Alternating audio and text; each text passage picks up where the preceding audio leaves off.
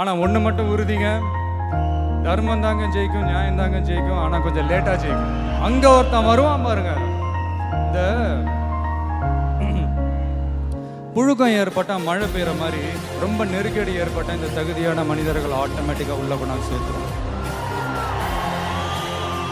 அங்கே ஒருத்தன் கிளம்பி வருவான், அடிபட்டு நொந்து நூலாகி அவன் லீடராக மாறுவான். இயற்கையான ஒன்றும் பண்ண முடியாது.